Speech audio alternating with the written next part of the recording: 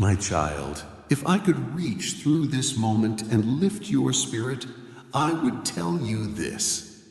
God is saying, you did well holding on. You've been through trials.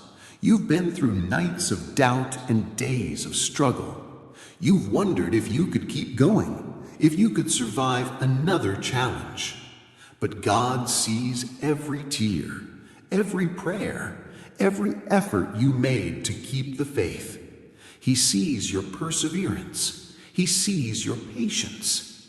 The Bible says, "Blessed is the one who endures temptation, for when he has stood the test, he will receive the crown of life." James 1:12. God whispers, "I am proud of you. I am with you. All that you held on to in faith will bear fruit. Your strength, your endurance, your trust, it has not been in vain." So today, lift your head, take a deep breath.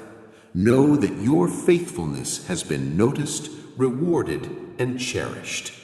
You did well holding on, and the best is yet to come.